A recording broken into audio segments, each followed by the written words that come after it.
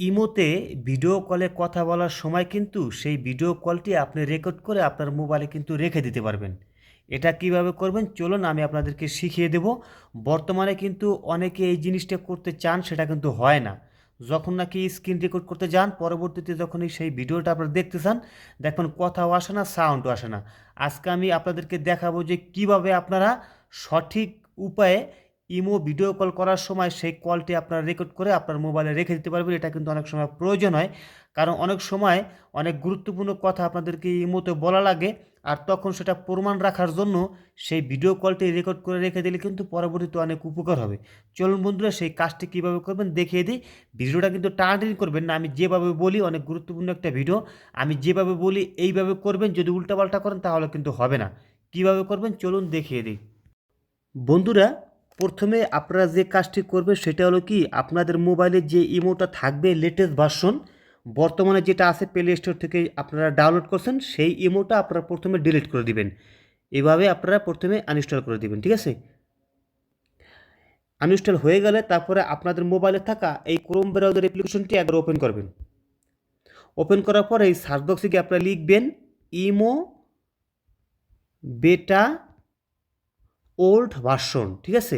Imo বেটা old version এটা লিখে আপনারা সার্চ করবেন। সার্চ করার পরে আপনারা ওকে করবেন। ওকে করার পরে আপনাদের সামনে দেখবেন এই ওয়েবসাইটটি চলে আসবে। এটার নাম হচ্ছে অ্যান্ড্রয়েড এপিকেস ফ্রি। আপনারা কি করবেন, এখানে ক্লিক করে দিবেন। ক্লিক করার পরে এখান থেকে দেখবেন অনেক ধরনের ভার্সন চলে আসবে। এখান থেকে আপনারা 2020 সালের যে ভার্সনটি আছে আমি আপনাদেরকে দেখাই। এই দেখুন, এই 2020 সালের যে ভার্সনটি আছে এই ভার্সনটি আপনারা প্রথমে ডাউনলোড করবেন, ঠিক আছে? ডাউনলোড করার পরে তারপরে আপনার এইটা ইনস্টল দিবেন। আমার অলরেডি ডাউনলোড করা আছে, আমি আপনাদেরকে ইনস্টল করে দেখাই। ডাউনলোড ফাইলে যাই, এখান থেকে আমি এটা প্রথমে ইনস্টল দিই। ইনস্টল দিয়ে দেওয়ার পরে ওপেন লেখা চলে আসবে, তারপর আপনারা ওপেন করবেন, ঠিক আছে? তারপরে আপনাদের যে মোবাইল নাম্বারটি আছে সেই মোবাইল নাম্বারটা দিয়ে এটা প্রথমে আপনারা সাইন ইন করবেন, ঠিক আছে? সাইন ইন করার পরে যখন নাকি এরকম ওপেন হবে তখন আপনারা কি করবেন, আপনারা আপনার মোবাইলে স্ক্রিন রেকর্ড করে আপনি যে ভিডিও কলটি রেকর্ড করতে চান তাকে কল দেবেন। কল দেওয়ার পরে দেখবেন আপনারা যখন স্ক্রিন রেকর্ড চালু করবেন দেখবেন এটা অটোমেটিকভাবে রেকর্ডটি হয়ে যাবে। আর যদি আপনারা লেটেস্ট ভার্সন ডাউনলোড করে তারপরে ভিডিও কলে কথা বলেন, সেটা রেকর্ড করার চিন্তা ভাবনা করেন, সেটা কিন্তু হবে না। এটা কিন্তু ওল্ড ভার্সন 2020 সালের, তখন কিন্তু এই অপশনগুলি এত কড়াকড়ি ছিল না। আপনারা ঠিক ওই 2020 সালের যে ভার্সনটি আছে সেটা ডাউনলোড করে তারপরে রেকর্ড করবেন, অটোমেটিকভাবে হয়ে যাবে। এখন আপনাদেরকে দেখানোর জন্য আমি একটি নাম্বার দিয়ে কল দেই,